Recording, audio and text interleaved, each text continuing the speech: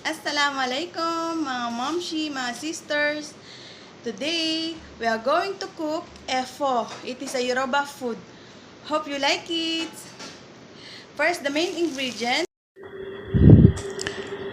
Cow legs, meat goat,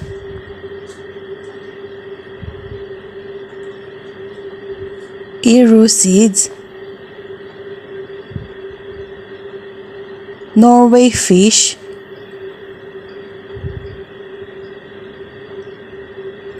tomato and onions,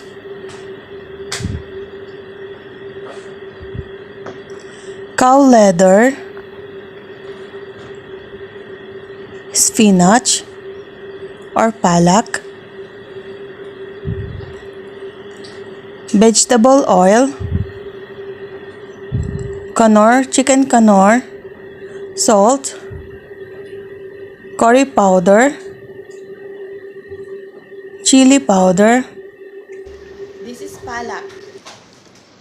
You go chicken, knor, curry powder, and chili. This is a chili powder. It's very chili. If you have children, just put small. This is riro. Going to cut the tomato.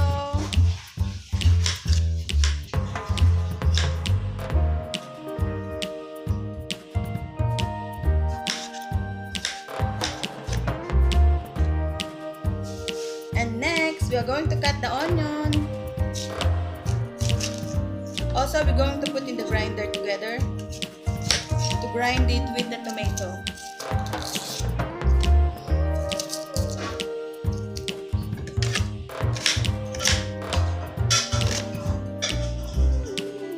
Like this.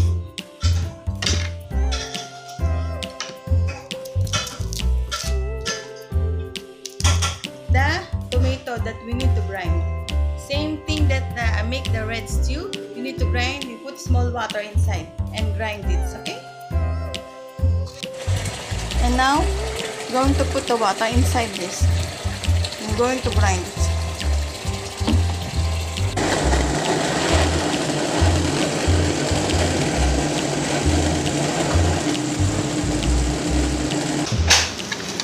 And next, we're going to cut the palak. This is the palak. In English, this is the spinach food. So we're going to cook it. We cut it and going to cook it.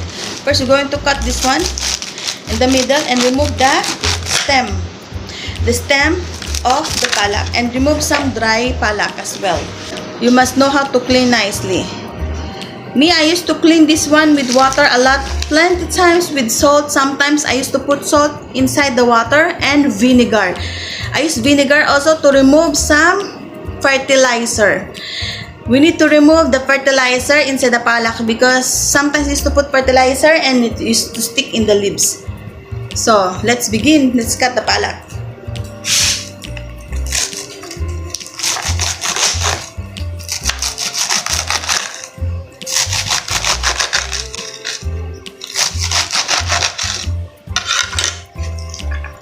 This side.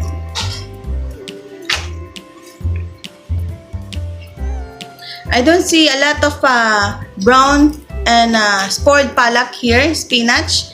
So I decide to, if everything is fresh, I decide to cut it all together. I just remove the stem and the roots and cut it out like that.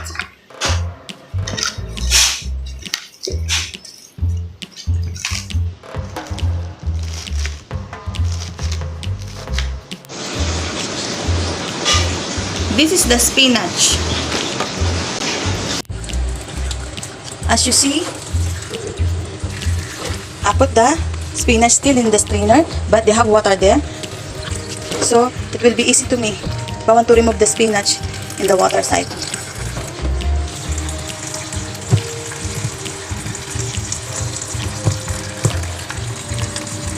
Now, I want to put the salt in the spinach to be clean.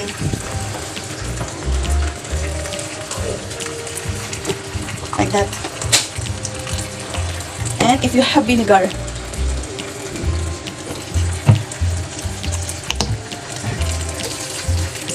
to put vinegar so it will remove the fertilizer. Now you're going to mash it. You're going to mash it na very nice, very hard, like that. When you clean it, see the water is there, is coming. That is it. It will clean. I put in the bucket, see, and then the strainer. See the water. If you see the water, see, that is the dirt of the spinach, and used to remove some pesticides, fertilizer. That's why I used to put salt and vinegar. After I mash it, I wash my hand. I will check the meat that I parboiled. I think the meat is already done. The meat is done already. And the leather. I cover it for the minsan. And let me check the cow leg. This is the cow leg. The cow leg is very hard to soft. That's why I always take time in the fire, in the pot. The cow leg is not yet done. It will take time, this cow leg, but it will be soft, inshallah. Now we go back to the palak.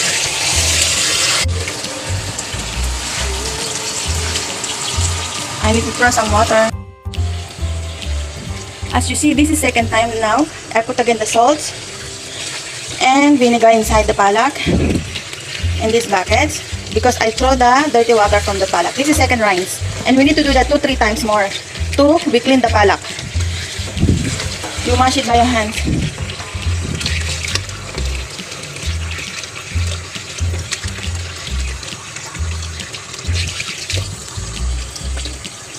You mash your hand so the dirt will come out.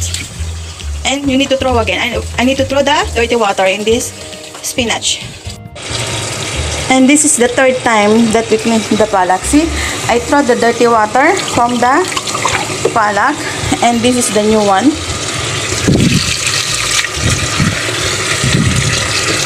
From the palak. You mash it. This is the third time I wash it. I just wash it with this time, the last time with water only. No salt, no vinegar. Just, you see, it's very clean.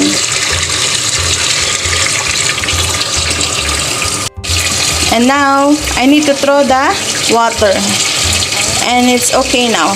The spinach is already neat. Mix it together. And now I will put the meat inside the mixture of the onion in the oil of the pot.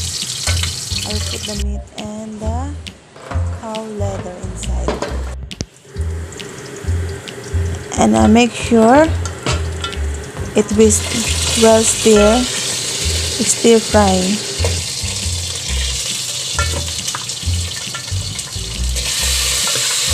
And I mix it well with the oil, onion, and the goat meat and the cow leather inside, and must be stir fry, small and low fire. Now let's check the cow leg.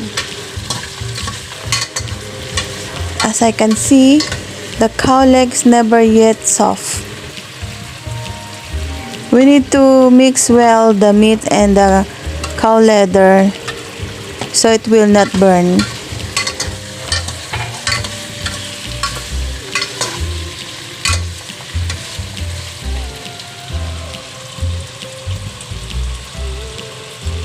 We're going to put the mixture of tomato and onion inside the pot.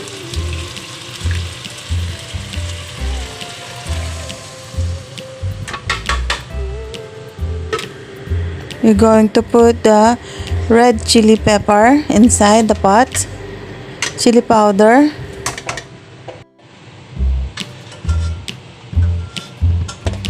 the curry powder inside the pot.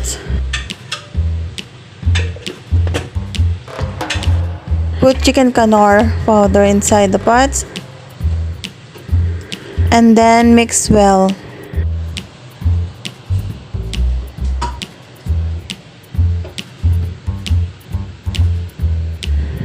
Put salt.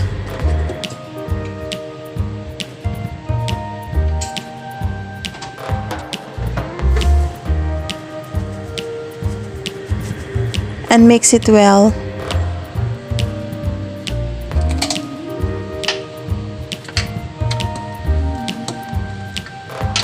Put red oil inside the pot.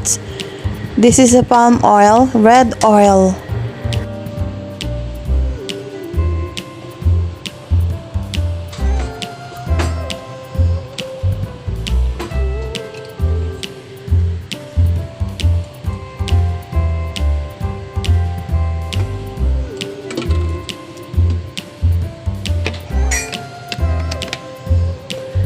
Now, let's check if the stew is done. We must mix it well. This is riru. We're going to wash it nicely because this riru is mixture with also with salt inside. We must wash it and mash it with our hands like 2-3 times, or if you need it more, you need to wash it at least 5 times.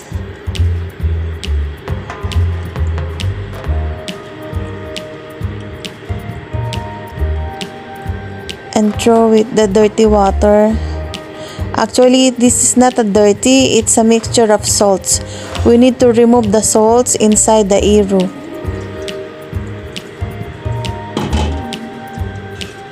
And mash it again with our hands and throw the water.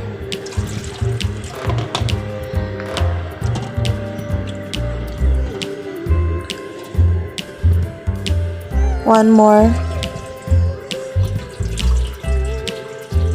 You see, the water is already neat. We need just to throw like that. And I think it's already okay. I washed this riru 3 times. And now, we are going to put inside the stew mixture. Red stew mixture. We put the riru inside. I smell nice smell.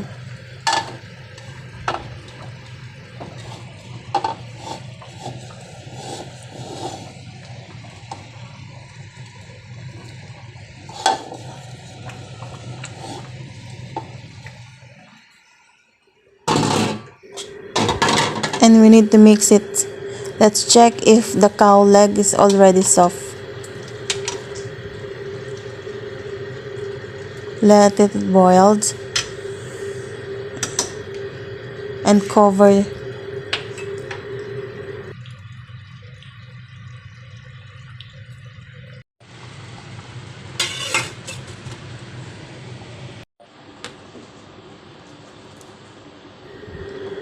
As you can see, I'm checking the palak that we washed. I'm checking it and cut some by the knife. I cut and check if there's any dirty or spoiled leaves or dry leaves. I'm checking and removing something that I see. I think it's okay, it's very neat already.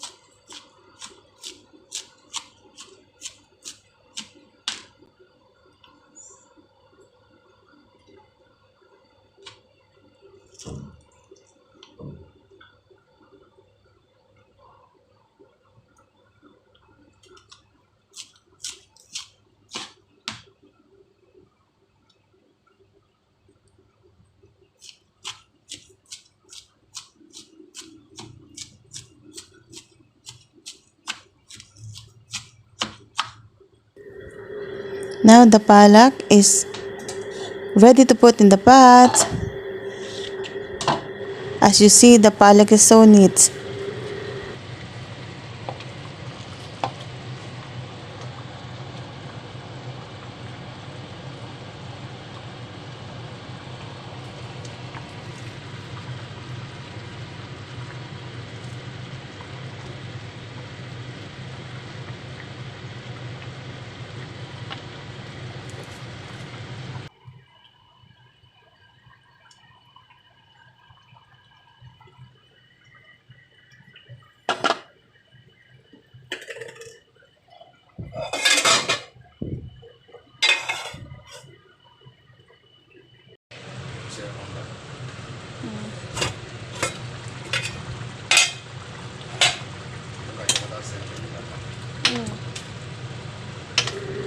Now I'm checking the stew. I think the goat leg is already soft and I already put all the ingredients inside the pot. I put the Norway dry fish, I put the goat meat, I put the cow legs, the riru, the spinach, the chili powder, the knor chicken, and the small salt, and riru. I put everything inside. And everything is okay now. I think it's soft. It's about to done. And the smell is so fantastic. So nice. Yes, it's a bit soft now.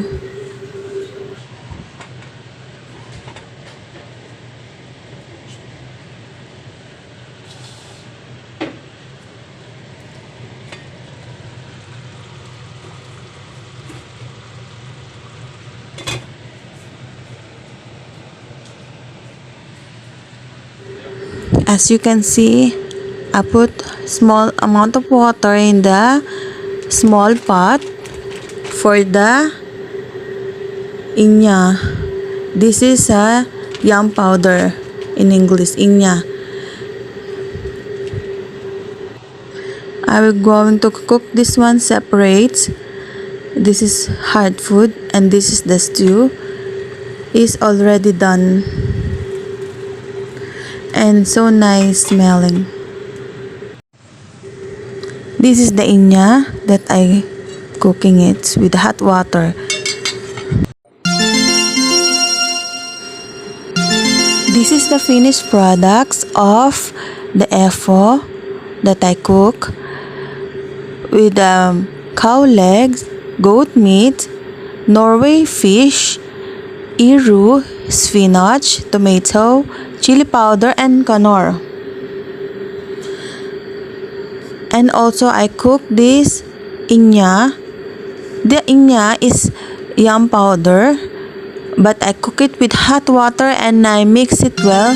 I mash it. This inya, the white one, it's so nice and so sweet.